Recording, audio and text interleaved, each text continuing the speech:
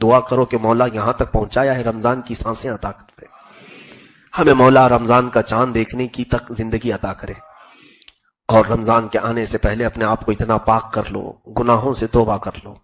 ایک بات یاد رکھو کہ برتن صاف ہے تو اس میں اچھی چیزیں گرتی ہیں، اور برتن اگر ناپاک ہے تو کوئی اس میں اچھی چیز ڈالتا نہیں۔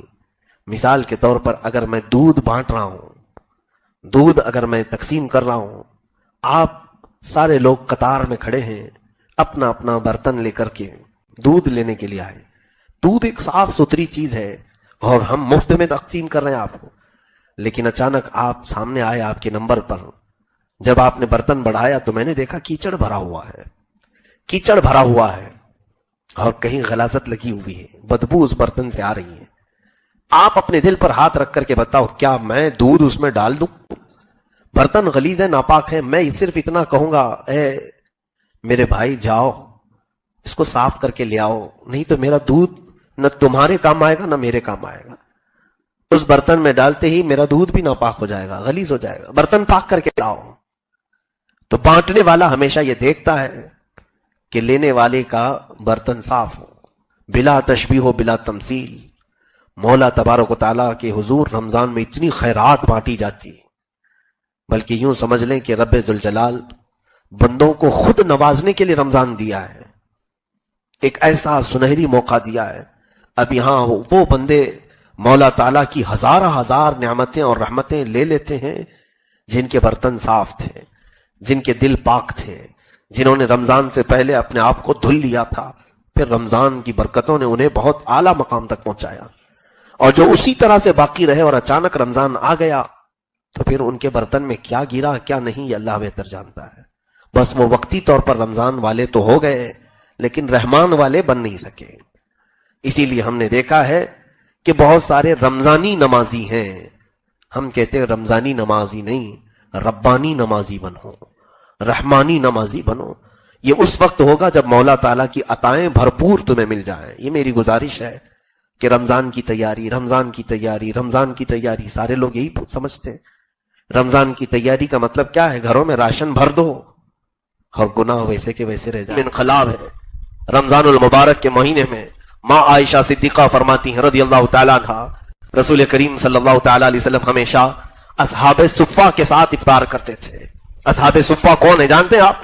یہ 70 صحابہ جو گھر سب چھوڑ کر کے آ گئے تھے میرے آقا کی بارگاہ میں، ان کے گھر نہیں تھے، یہ سارے رشتہ داروں کو چھوڑ کر کے آئے تھے، یا تو ان کے گھروں والوں نے انہیں تکلیف دی تھی، انہیں اپنے گھروں سے نکالا تھا، جائیدادیں چھین لی تھی، ان کے گھروں پر قبضہ کیا تھا، مارا تھا، تکلیفیں دی تھی۔ وہ 70 صحابہ حضور صلی اللہ علیہ وسلم کے رحم و کرم پر پلتے تھے۔ مسجد نبوی میں ایک کٹا، ایک چبوترا بنایا گیا تھا، ایک چھپر ان کے سروں پر چھت کے قسم سے ڈال دیا گیا تھا، کھجور کے جو چھال ہوا کرتے، کھجور کے جو پتے ہوا کرتے، اس کی چھت تھی، اور اس کے نیچے یہ 70 صحابہ بیٹھا کرتے تھے۔ اور ان کے کھانے پینے کا انتظام کیا تھا؟ جو بھی میرے آقا صلی اللہ علیہ وسلم کی بارگاہ میں صدقات پہنچتے تھے، ہدایا یا تحفے پہنچتے تھے، میرے آقا صلی اللہ علیہ وسلم انہی صحابہ کے درمیان وہ تقسیم کر دیتے تھے، ان کو کھلا پلا دیا کرتے تھے۔ انہی 70 صحابہ اکرام کو، جن غریب اور مسکین جس کو ہم دنیا میں کہتے ہیں، اس طرح کی کیفیات ان کے اوپر طاری تھیں۔ رسول کریم صلی اللہ علیہ وسلم ہمیشہ آپ کا معمول تھا کہ ان صحابہ کے ساتھ بیٹھ کر کے افطار کرتے تھے۔ کہیں ان کے ذہن میں یہ بات نہ آئے کہ اللہ کے نبی صلی اللہ تعالی علیہ وسلم، آپ کے لیے پوری دنیا بچھا دی گئی ہے، آپ اپنے ساتھ اچھی اچھی چیزیں کھا رہے ہوں گے اور ہم غریب صحابہ جو بچ جاتا ہے وہ کھا لیتے ہوں گے۔ نہیں، رسول کریم صلی اللہ علیہ وسلم اپنے حجرے سے نکل کر ان صحابہ کے درمیان میں بیٹھتے تھے، ان کے ساتھ وہی کھاتے تھے جو وہ صحابہ کھا رہے ہیں۔ بلکہ ایک برتن میں دودھ اگر آتا، اللہ کے حبیب صلی اللہ علیہ وسلم صرف اس کو منہ لگا کر کے دے دیتے، سارے 70 صحابہ اس ایک پیالے سے افطار کر لیتے تھے۔ یہ کیفیت افطار کی رمضان المبارک میں رسول کریم صلی اللہ علیہ وسلم کے ساتھ بیٹھے ہوئے صحابہ کی تھی۔ ماں عائشہ صدیقہ رضی اللہ تعالیٰ عنہ فرماتی، لیکن افطار اذان ہونے سے پہلے پہلے بیٹھے کس کے ساتھ ہیں؟ اصحاب صفہ کے ساتھ، غریب صحابہ کے ساتھ، سارے غریب صحابہ، اس کے باوجود اذان ہونے سے پہلے ایک بار اور پوچھ لیتے تھے کہ عائشہ باہر دیکھو کوئی ہے تو نہیں، کوئی باقی تو نہیں ہے جو دسترخوان پر نہیں آیا ہو۔ ماں عائشہ صدیقہ رضی اللہ تعالیٰ عنہ کی بیان کردہ ایک حدیث ہماری آنکھوں سے آنسو لاتی ہے.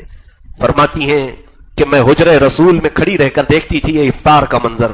اللہ اکبر، وہ کیسا حسین منظر ہوتا ہوگا جب ارد گرد وہ ستارے چھرمٹ کی طرح صحابہ بیٹھے ہوں اور درمیان میں جگمگاتا ہوا آفتاب رسالت بیٹھا ہو. وہ صحابہ حضور صلی اللہ علیہ وسلم کے ساتھ افطاری میں مشغول. اذان سے چند منٹ پہلے میرے آقا صلی اللہ علیہ وسلم عائشہ صدیقہ کی طرف مخاطب ہو کر کے کہتے ہیں، حمیرہ، عائشہ، باہر دیکھو کوئی بیٹھا تو نہیں، کوئی باقی تو نہیں. روزانہ ڈیوٹی تھی، آج میں نے جھانک کر کے دیکھا دور جنت البقیع کے پاس ایک درخت کے نیچے کوئی مسافر نظر آیا. کوئی مسافر اپنی سواری کو باندھ کر کے بیٹھا ہوا نظر آیا. شام کا وقت ہے، اس کے چہرے پر گرد و غبار ہے، کپڑوں پر دھول کے آثار ہیں. اندر سے کہتی، یا رسول اللہ صلی اللہ علیہ وسلم، کوئی تو دور بیٹھا ہوا دکھ رہا ہے کون یہ پتہ نہیں ہے، مدینے کا تو نہیں لگتا، باہر سے آیا ہوا دکھتا ہے. افطار میں چند لمحے باقی تھے، دسترخوان چھوڑ کر میرے آقا اٹھ گئے اور میرے آقا صلی اللہ تعالی علیہ وسلم چلتے ہوئے اس جنت البقیع کے درخت تک گئے جہاں پر وہ مسافر اپنی سواری کو باندھ کر بیٹھنے کی کوشش کر رہا تھا. حضور اس کے قریب گئے، جا کر کے پوچھتے تو کون ہے، کہاں سے آیا ہے؟ کہا بڑا لمبا سفر طے کر کے آیا ہوں. سفر کی تھکان الگ تھی، چہرے پر گرد و غبار کے آثار الگ تھے. وہ بیٹھ رہا تھا. پوچھا میرے آقا صلی اللہ علیہ وسلم نے، کچھ کھانے پینے کو ملا؟ اسی منزل کے لیے آیا ہے یا اس سے آگے بھی جانا ہے؟ کہا کھایا پیا نہیں ہو اور منزل یہی ہے، یہی پر آیا ہوں. میرے آقا صلی اللہ تعالی علیہ وسلم اس کا ہاتھ پکڑ کر کے کہتے چلو ہمارے دسترخوان پر ساتھ بیٹھ کر کے کچھ کھا پی لیا جائے. وہ ساتھ میں آیا. اللہ کے حبیب صلی اللہ علیہ وسلم اپنا پیالہ جو دودھ پی رہے تھے وہ اسے دے دیا، اس مسافر کو. اس نے پیٹ بھر کر کے پی لیا. آج سارے صحابہ کھجور کی ایک گٹلی کو چوس کر سارے لوگوں نے افطار کر لیا. ایک کھجور پر ساروں کا افطار ہو گیا. اخیر میں وہ بندہ پوچھتا ہے، میری منزل یہ تھی، میں ایک شخص کو تلاش کرتے آیا ہوں جس کا بڑا چرچا میں نے سنا ہے، اس کا نام محمد ہے، وہ یہاں کہاں رہتا ہے؟ صحابہ کی آنکھیں بھیگ گئی. کہا جس نے تجھے سیراب کیا وہی محمد تو ہے، جس نے تیرا ہاتھ پکڑ کر تجھے منزل تک لایا وہی محمد تو ہے. عزیزان گرامی وقار، یہ رمضان المبارک میں ہمارے ساتھ کیا ہوتا ہے؟ افطار کا وقت قریب ہو، ہمیں تو آس پاس والے نظر نہیں آتے. بھوک کی شدت میں لوگوں کے دماغ عرش پر ہوتے ہیں، آسمان پر ہوتے ہیں. جلال الگ ہوتا ہے، غصہ الگ ہوتا ہے. عزیزان گرامی، رمضان المبارک میں اس چیز کا بھی خیال کریں کہ پہلے میرے ہاتھ میں جو کھجور ہیں میں دوسرے کو دے دوں. میرے پاس اگر شربت کا گلاس آیا ہے پہلے میرے آس پاس بیٹھے ہوئے کو پلا دوں. اس کا ثواب آپ کو معلوم ہے. میرے آقا صلی اللہ تعالی علیہ وسلم کی حدیث کریمہ سے یہ مفہوم وارد ہوتا ہے. فرمایا تم اکیلے ایک روزہ رکھ سکتے ہو لیکن ثواب 70 کا بھی حاصل کر سکتے ہو. پوچھا کیسے؟ کہا اگر تم نے اپنی کھجوروں سے دوسروں کو افطار کرایا ان کے روزے کے برابر بھی ثواب اللہ تمہیں عطا کرے گا. اس کا ثواب اس کے ساتھ ہے، اس کا روزہ جائے گا نہیں لیکن اس کے روزے کے برابر کا ثواب تجھے بھی دیا جائے گا. کیوں نہ ہم دوسروں کو بھی افطار کرائے، بلکہ یہاں سب صاحب استطاعت ہوں گے. غریب اور مسکین کو کھلانا ضروری نہیں، ہر ایک کو کوشش یہ کیا جائے میری کھجور سے وہ افطار کرے، اس کی کھجور سے میں افطار کروں. اس میں کوئی مذائقہ نہیں، محبتیں بڑھتی ہیں. اور رمضان یہی تو ہمیں پیغام لے کر کے آتا ہے کہ ہمارے درمیان کی جو نفرتوں کی دیواریں ہیں رمضان کی یہ میٹھی کھجوروں سے ختم ہو جائے.